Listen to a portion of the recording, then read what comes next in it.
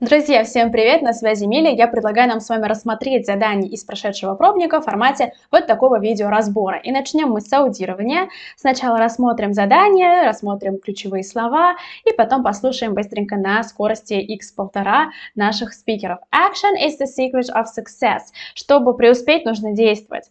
Do not be afraid of difficulties. Не нужно бояться трудностей. In order to look forward, it's important to look back. Оглядываться назад. Be ready to broaden your horizon. То есть расширять свой кругозор.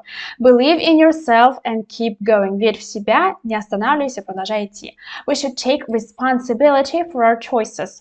Брать на себя ответственность за свой выбор. Every person can change our world. Каждый может изменить этот мир. Сейчас мы послушаем наших спикеров и посмотрим на расшифровку аудиозаписи. Too frequently, we think we have to do spectacular things. Yet, if we remember that the sea is actually made up of drops of water and each drop counts, each one of us can do our little bit where we are. Those little bits can come together and almost overwhelm the world. Each of us can make a contribution. Every day, everyone can make the world a better place. It's simple, it's quick, and it is free. All it requires is to change the day of everyone you come into contact with in a positive way. Здесь речь идет о том, что каждый из нас может изменить мир к лучшему, поэтому, конечно же, нам подходит вот этот вариант «Every person can change our world». Здесь без сомнений. We've been very arrogant in assuming that there's a sharp line dividing us from the rest of the animal kingdom. We're not the only beings on this planet with personalities, minds, and above all, emotions. We need to be more respectful. The most important thing we can do is to try to get out of the mess we've made on this planet is to spend time thinking about the consequences of the choices we make. What do we eat? How was it growing? Could we make it in a way that is less damaging to the environment? If we start thinking like that, inevitably, people will make changes. Здесь можно зацепиться за ключевую фразу, то, что нужно думать о последствиях от выборов, которые мы совершаем. И таким образом нам подходит вариант «We should take responsibility for our choices». You should know about the good things that happened before. Learn from the past what matters in the present. Fill your brain with as much information as you can. Look at everything, know everything, and develop a critical mind. History, theory, and criticism are the three fundamental elements to grow in a professional life. History will provide you with the tools for understanding, theory will be the philosophy of why you're doing it, and criticism will provide you with the ability to continually master what you are doing. Play with these tools, and you can do pretty good things. Итак, здесь у нас речь идет о том, что нужно учиться на уроках из прошлого, также нужно хорошо знать теорию, если вы хотите развиваться в какой-то профессиональной сфере, а также нужно развивать критическое мышление. Здесь, на мой взгляд, неплохо подходит два варианта. Это it's important to look back, то есть оглядываться назад, смотреть на уроки из прошлого, а также быть готовым расширять свой кругозор. Такое бывает, что иногда нам попадается текст, где подходят два утверждения. Поэтому пока что я выделю оба и в конце вернусь и сделаю свой окончательный выбор. Wounds that can't be seen are more painful than those that can be seen and cured by a doctor. I learned that courage was not the absence of fear, but the triumph over it. I felt fear myself more times than I can remember, but I hid it behind a mask of boldness. The brave man is not he who does not feel afraid, but he who conquers fear. Where people of goodwill get together and transcend their differences for the common good, peaceful and just solutions can be found, even for those problems that seem most intractable. Здесь речь идет о том, что быть смелым — это не значит не чувствовать страх, это значит его победить. У нас как раз-таки про страх было, да, здесь второе утверждение do not be afraid of difficulties. Не нужно бояться сложностей, нужно их уметь преодолевать. The advice I'd like to give to young artists is not to wait around for inspiration. If you wait around for the clouds to part and a bolt of lightning to strike you in the brain, you are not going to make an awful lot of work. All the best ideas come out of the process. They come out of the work itself. If you're sitting around trying to dream up a great art idea, you can sit there for a long time before anything happens. Any day when you just do a little something, all those little pieces of something add up, and you keep moving forward. Если бы я пересказывала это утверждение, я бы сказала так, что не нужно ждать, нужно действовать, да, иначе к вам так и не придут какие-то идеи, не придет вдохновение. Action is the secret of success, of course. Whenever I had opportunities to study, I used them and then accepted the results as they came out. When it looked like I couldn't get my way into a space program, I felt it was important to improve my professional knowledge. We need a deep thinker, a person who can think ahead and be creative, a person who can look beyond the immediate problem. If we keep looking at only where our feet are going, we may walk off a cliff. We may miss a great opportunity, but if we can look up and look ahead, there's a greater chance that we'll live more productive lives. Таким образом, здесь речь идет о том, что нужно глубоко анализировать ситуацию, да, не фокусироваться только на одной насущной проблеме, а смотреть вперед, смотреть шире.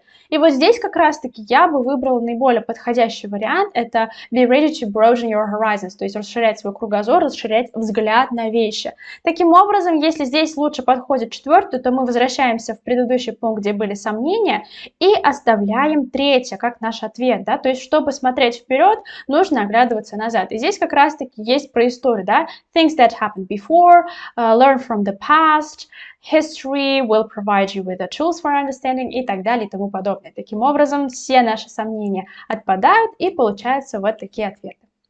Ну тогда смотрим на задание номер 2. Tom prefers not to go on vacation abroad at all. То есть он предпочитает не ездить за границу. Tom's latest vacation came at an inconvenient time. Неудобно. Sally once went on a free vacation thanks to her job. Sally had a great time at a salt plant. Salt plant – это какой-то завод по производству соли, видимо. On vacation, Sally favors choosing the activities in which she participates. То есть она предпочитает в них участвовать в каких-либо мероприятиях, а не просто сидеть и смотреть. If Tom has a great book, he doesn't care where to sit. Хорошая книга, неважно, где сидеть с ней.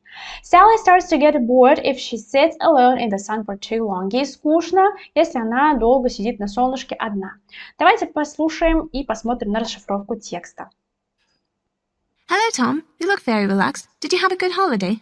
Well, I have been in the sun, abroad actually. Really? Yes, although as you probably know, I spend most of my holidays in this country with my family. But I had a reason for changing that this year. Until last Christmas, I was the captain of a football team. And then I resigned, you know, I got fed up with it. Anyway, I thought the team might ask me to come back, so I decided it was best to be out of the country at the beginning of the football season. Смотрите, здесь Том, очевидно, говорит, что он предпочитает, да, spend most of my holidays, предпочитает проводить свои каникулы или свой отпуск в стране с семьей, то есть не уезжая за границу. Таким образом, в пункте A мы можем смело ставить true. He prefers not to go on vacation abroad. But he had a reason, но у него была причина, почему он уехал за границу. Он не хотел быть капитаном футбольной команды, и он предположил, что команда может его попросить вернуться туда, поэтому он решил уехать. Можем ли мы сказать, что это было неудобное время? Наоборот, было очень удобно. То есть у него была причина уехать за границу, и он такой, почему бы и нет? Да? Как раз-таки, чтобы не быть капитаном футбольной команды, чтобы его члены команды не попросили его обратно, он поэтому и уехал. Так что это был convenient time. Oh, I see. So where did you go? I've been to Ibiza, the island in the Mediterranean. Oh, really? I went there myself once. Did you? Yes, I didn't pay, mind you. I got it free. How come? It was about 10 years ago. I remember it was a travel company, and they were being criticized in the press for the way they organized their package tours to such places. And so they paid for the whole party of journalists like me to go to Ibiza. Actually, we had a really dull time there. Итак, из этого отрывка можно смело предположить, что Салли действительно, благодаря своей работе, однажды была в бесплатном отпуске. Здесь мы ставим true. You didn't like it? Oh, it's a lovely place. No, it wasn't that. It was because they insisted on entertaining us. You know, they won't leave us alone to enjoy it. For instance, one day they suddenly announced that we were going on a trip to a salt works. As it happens, I had already been to one, and once you've seen one, well, I mean, they're all alike. It was so boring. But I can't imagine you liking a beach holiday. Девушка говорит, что ей было очень скучно на этом salt plant, да, или salt works, это синонимы, поэтому здесь мы никак не можем сказать, что she had a great time, мы ставим здесь false. I have to say. You're quite right. I set out with good intentions, you know, with magazines to read, towels to lie on, and I sit there. But you can't get comfortable. Whichever way you turn, you start to get burnt, so you put on that sticky stuff and then you get sand in everything. Well, there's a slightly more civilized way, you know.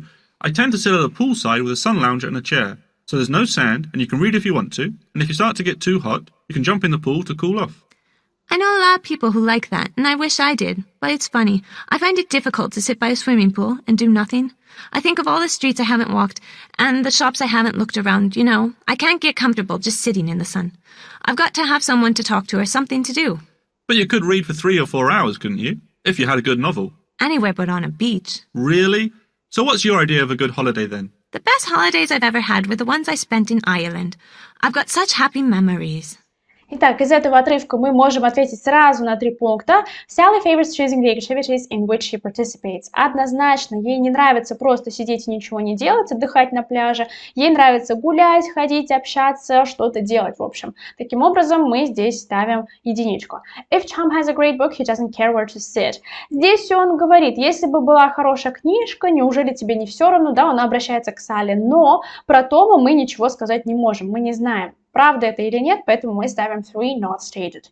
Sally starts to get bored if she sits alone in the sun for too long. Определенно true. В принципе, вот эти пункты E and G, они очень взаимосвязаны, да, она говорит, что она не может сидеть долго на пляже, там, ей становится скучно, она обгорает, в общем, ей там некомфортно, поэтому она предпочитает делать что-то другое. И таким образом мы ставим вот такие ответы. Сейчас я предлагаю сразу прослушать третью аудиозапись, параллельно отвечая на вопросы 3-9. Today, we're lucky to have an interview with Samuel Jeffrey, a long-term traveler, expat, and English teacher. Welcome, Samuel. Good afternoon. So, what's it like teaching English abroad? Итак, интервьюер называет нашего Сэмюэла путешественником, иммигрантом и учителем. И здесь вопрос. Samuel Jeffrey is not introduced by the presenter as... Мы выбираем, конечно же, a patriot. Она не назвала его патриотом. I've said it many times before. Teaching English abroad is a great way to see the world. Having a secure income and an employer that helps you get set up in a foreign country takes away most of the risk and expense of moving abroad. Personally, I've used teaching English in Korea as a spring wake-up call to get new ideas about living abroad for 6 years and traveling the world. Итак, следующий вопрос у нас такой. Samuel Jeffrey considered teaching abroad to be... И мы здесь услышали от него, да? Teaching English abroad is a great way to see the world. Это прекрасная возможность повидать мир или познакомиться с миром. A way of getting to know the world. Это, конечно же, никакой не риск, он сказал, да? То, что ему помогают там обосноваться. It takes away most of the risk. То есть убирает вот этот риск от путешествий. The best way to earn one's living. Про то, что это лучший способ заработать денег, он ничего не говорил. How was teaching English in Korea? When I was tutoring English in university, the majority of my students were from South Korea. They encouraged me to consider trying teaching English after I finished my degree, and the idea really grew on me over time. In hindsight, it was one of the best decisions I've ever made in my life. I've had really good experiences in Korea, and I now consider it my home away from home. I've found over time that my skills as a teacher have improved, and I've always found students to be a joy to teach.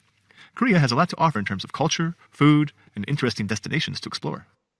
Здесь мы можем ответить на следующий вопрос. What encouraged Samuel Jeffrey to start teaching English? То есть, что его побудило? Почему он решил поехать? Да? Что его вдохновило? И он говорит то, что my students encouraged me to consider trying teaching English. То есть, сами ученики его на это вдохновили, подтолкнули. Поэтому, конечно же, his work with Korean students encouraged him.